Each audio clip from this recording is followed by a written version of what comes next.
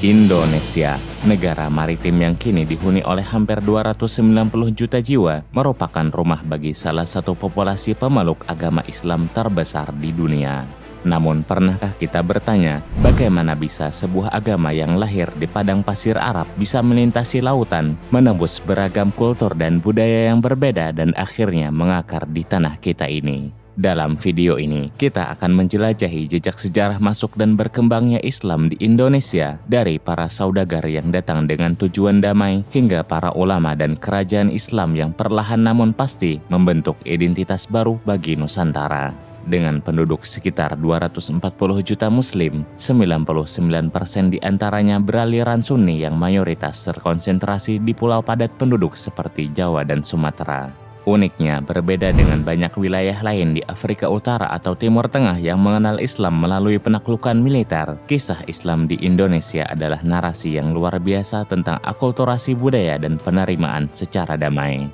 Islam tiba di Nusantara berkat para pedagang dari Timur Tengah. Dari titik-titik awal di pesisir barat, agama ini menyebar secara organik ke seluruh kepulauan.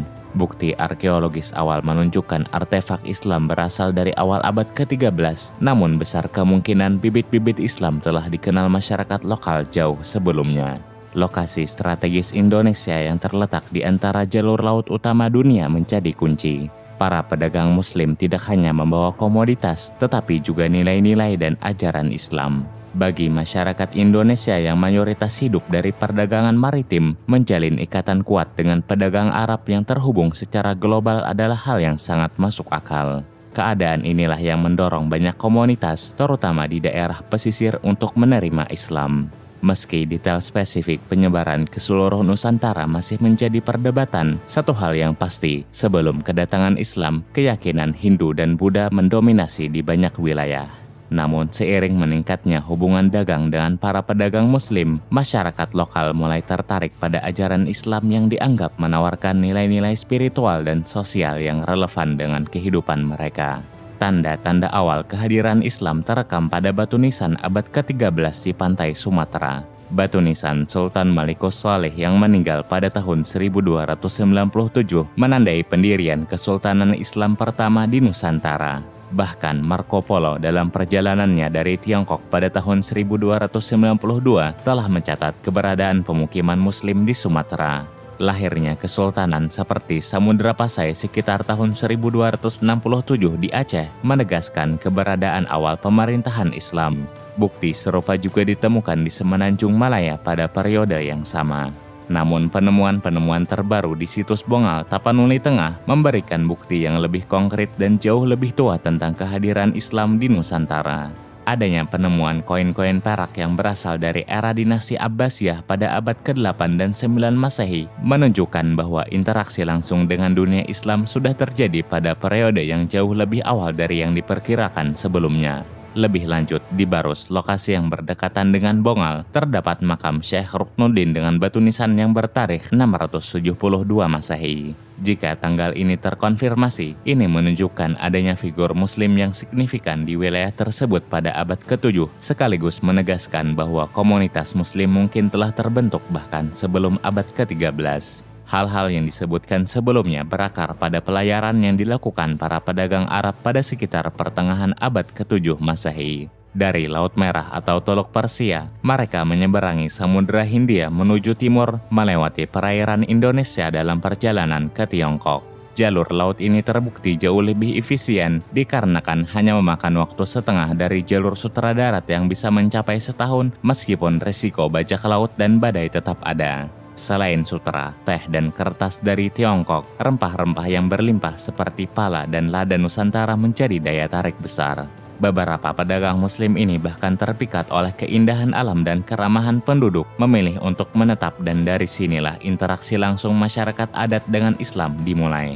Melihat kesuksesan dan pengaruh pedagang Arab, masyarakat Nusantara secara alami terinspirasi. Kebangkitan Islam di Nusantara semakin terlihat dengan berdirinya kesultanan-kesultanan pada awal abad ke-15 di pesisir Pulau Sumatera dan Jawa.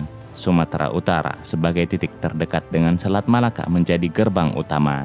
Aceh khususnya menjadi yang sangat berpengaruh, memanfaatkan lokasinya yang strategis di Samudra Hindia dan Selat Malaka untuk menjalin hubungan erat dengan para pedagang Muslim. Berdirinya kerajaan Islam di Aceh pada masa itu dicatat oleh musafir Afrika Utara Ibnu Battuta yang melewati Indonesia pada pertengahan abad ke-14. Ia terkesan dengan prevalensi Islam dan menyebutkan bahwa penguasa Samudra Pasai adalah pengikut mazhab Syafi'i, salah satu dari 4 mazhab Sunni utama.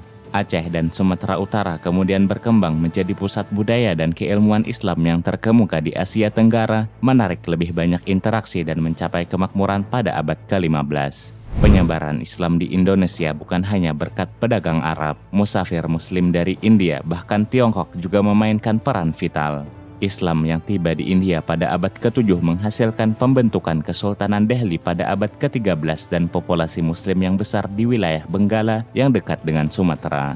Sedangkan di Tiongkok, Islam masuk melalui darat pada akhir abad ke-7 dan kemudian Muslim Arab juga membawa ajaran ini melalui jalur laut. Laksamana Tiongkok, Cheng Ho dari dinasti Ming, seorang Muslim yang berpengaruh pada awal abad ke-15, mengunjungi Indonesia beberapa kali, berinteraksi dengan penduduk lokal, ikut mempererat keberadaan komunitas Muslim di wilayah pesisir, di mana patung dan kuil dibangun untuk menghormatinya. Pada akhir abad ke-15, Islam telah sepenuhnya menggantikan Hinduisme dan Buddhisme sebagai agama utama di Sumatera, dengan elit dan petani sama-sama memeluknya. Namun penyebaran Islam ke timur, khususnya ke Pulau Jawa yang lebih padat menghadapi tantangan. Di sana Islam menghadapi hambatan dari kerajaan Majapahit yang masih kuat mempertahankan tradisi Hindu-Buddha.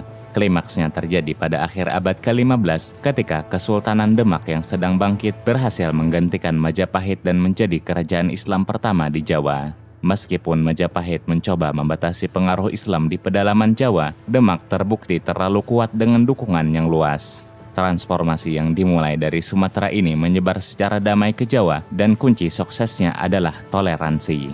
Masyarakat Nusantara yang memeluk Islam tetap menghormati keberadaan Hinduisme dan Buddhisme, mengintegrasikan semua agama ke dalam satu tatanan sosial. Salah satu alasan utama konversi yang cepat adalah metode dakwah yang adaptif. Sebagian besar pengajaran awal dilakukan melalui tasawuf, yaitu bentuk ajaran Islam yang berfokus pada spiritualitas dan hubungan pribadi dengan Tuhan. Para ulama juga membawa Islam dalam bentuk yang lebih mudah diakses, menghargai budaya lokal dan menawarkan pendekatan religius yang mendalam serta personal. Mereka berdakwah melalui pasar, istana raja dan desa-desa, hingga sebagian besar masyarakat pesisir tidak membutuhkan banyak bujukan untuk masuk Islam. Penyebaran Islam sempat tertahan oleh kedatangan Belanda pada abad ke-16 yang tertarik pada sumber daya alam Nusantara yang melimpah. Melalui perusahaan VOC dan kemudian dilanjutkan pemerintahan kolonial Hindia Belanda, mereka menguasai wilayah Nusantara hingga kemerdekaan Indonesia pada tahun 1945. Meskipun pemerintahan kolonial Belanda relatif lebih toleran terhadap Islam dibandingkan kekuatan kolonial lain seperti Spanyol dan Portugis, tapi konflik dan ketegangan tetap tak terhindarkan. Pemerintahan kolonial Belanda meninggalkan 2 dampak besar terhadap perkembangan Islam di Indonesia.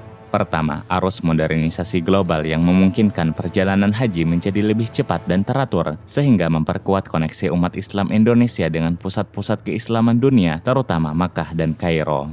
Kedua, dalam menghadapi tekanan kolonial, masyarakat Indonesia mulai menyadari bahwa Islam bukan hanya sekedar agama, tetapi juga kekuatan sosial dan politik yang mampu menyatukan dan menginspirasi perlawanan. Dari kesadaran inilah organisasi-organisasi besar Islam mulai bermunculan. Syarikat Islam didirikan pada awal abad ke-20 sebagai organisasi massa Muslim pertama di Indonesia.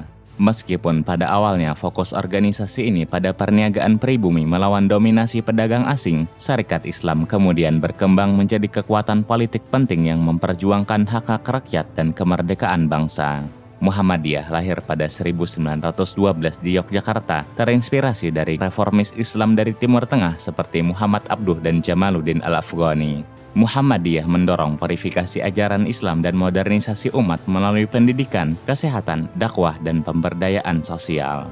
Sebagai respon terhadap modernisasi dan demi melindungi tradisi keagamaan lokal, Nahdlatul Ulama atau NU didirikan pada tahun 1926 di Surabaya.